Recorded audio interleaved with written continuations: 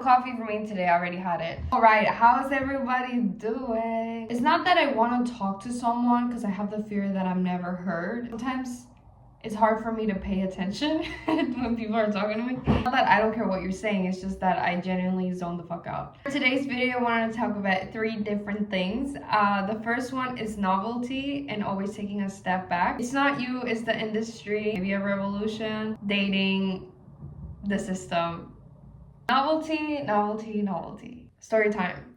When I first moved to Europe, I was like so like in love. There was this like novelty within me that everything was pretty in paradise and perfect. Me and my friend was on the phone. It's always the same friend, okay? It's always the same friend. He mentioned like, okay, you seem like, you know, you're in this like fantasy world, but just watch it because eventually you will come down from this cloud. But when she said this, I felt very offended. And then someone is telling me like, this is not your reality, or at least that's how I took it, because I took it personal. I did notice that I was indeed in a cloud and they weren't necessarily trying to offend me. Maybe it just came across the wrong way. You are in this cloud of novelty, or think of like a honeymoon phase when you're dating someone. You want to protect it as much as possible because it feels so precious. But there's kind of a danger in this. If you're on an extreme of something, just be reminded that there's always a down to an up and an up to a down. I did learn to always take a step back, euphoric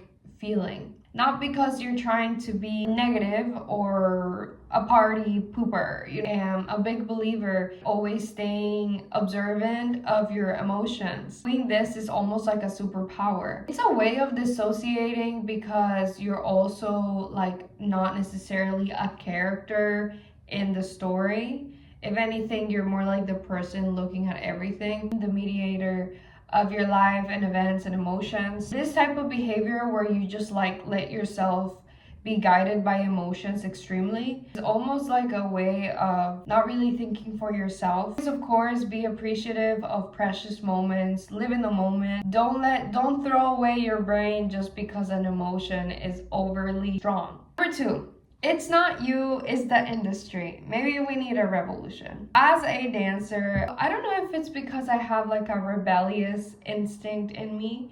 Maybe it's like an artist thing. Navigating the dance industry, for some reason, like my intuition has always like stopped me. Following your intuition, the best thing you can do about it is not fight it, rather listen to it. So I validated this feeling because at the beginning I was just like, I just want to be in the dance industry, put me into anything. Like I want to show to the world that like I am good enough, and you know, I want this external validation so bad. I came across this feeling of wanting to be successful, and I was like, well, is this because why do I have this urge? Of course, do not settle and do something to the bare minimum. Always challenge yourself and put yourself out there with honest reasons. Then about the industry, I came across this like amazing dancer that she would post on Instagram basically every day, and she was just outspoken about, you know, insecurities as a dancer, about the industry. It was like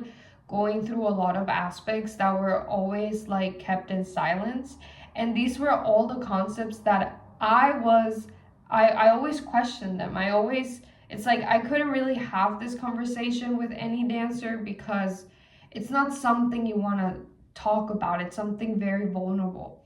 Being in disagreements with like the industry, or not wanting to audition, or saying or having boundaries, speaking for yourself. I noticed that in the dance industry, we're so dedicated. It's a very competitive field, so you will throw yourself into anything, and to a point where you kind of like start to lose yourself or you experience burnout.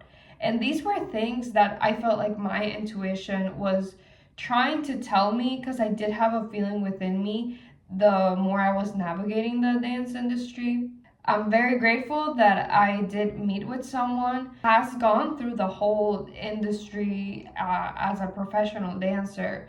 She came back from it because she took a step back from it, and then was outspoken about all these different things that I was like, okay, so I'm not crazy, because there were so many things I was questioning. Another thing I noticed that technicality goes crazy. Story time again. In this one audition, and I gave it my all. Not necessarily trying to like go crazy with my skills, but rather my forte was to really feel the music and how I can interpret it. And they ended up selecting people that were based off of technicality. There was this one girl that when she was dancing, she stood out because she was doing something crazy compared to the other people. What was she doing? She was definitely not doing like 30 turns and going crazy, but there was this, she carried this feeling with her, and it was so strong. People are not able to meet her at that level.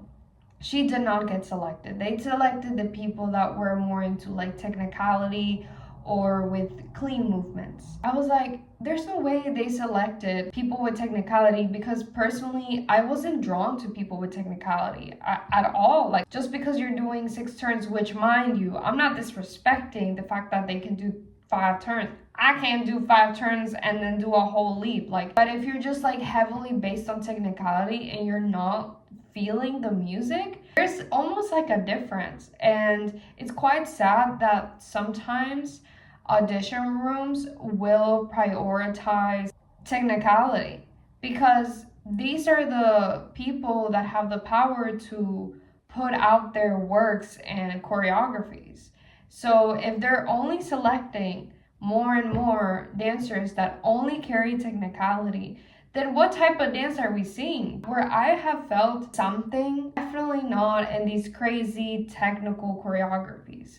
It has been at a dance battle. It has been in urban dance, dancing with your friends, or at the club. Of course, I still practice ballet. I love ballet. You know, technique is so important. We're not going on extremes here. I think there is a balance, but I do think that there's a disbalance in over prioritizing technicality that is no longer contains this feeling that as an audience member, you feel moved and you're like, wow, like that really resonated with me. Revolutionary act. Put yourself in groups where, oh, these people are trying to make people feel something. It's not just this flashy, over commercialized ways of dancing. It's plays that maybe awakens communities. Spaces like these matter. That's exactly how like real dancers are built, from the community, not from this crazy technicality. Dating and the system. It's so therapeutic for me to do these videos because it's almost like I learn how to speak. It felt like gay love was more genuine than straight love. And the reason why I say this is because people in like straight couples would just like assemble and start dating just because that was the norm. In gay love, I would see that the partners would really fight for being together. My definition of love has changed so much, and I remember feeling this urge, like, oh, I should have like my first kiss by now. Did I want to have my first kiss at that time? No. I felt like in a way I was like pushing myself to do it. Usually you're told like it's best if you can like last forever. By the fourth month, I was like, do we really love each other? But like, I think it was really forced. The definition of dating was an expectation. It wasn't me being in love with the person. They had to be my soulmate because we were now dating. But when it came across dating boys, there was always this like doubting feeling. Preferred gay love over straight love. Not within myself. I love to be in love with a girl, but it's not really, it don't work, bro. Is that I was a member of straight love, where I am expected to be dating a guy and to be with that guy and to maybe move in with them. And I took a step back from all of this and I said, fuck all that, because do I even like the guy? Do they even like me? I really enjoy being single because I can create more standards for myself, rather than, okay, I am with someone, so you low-key kind of have to like settle for certain things. It's not a necessity anymore. It's rather like you're not orbiting around a man. I hope you liked this video. You got something to say, and I hope you're having an amazing day, and bye.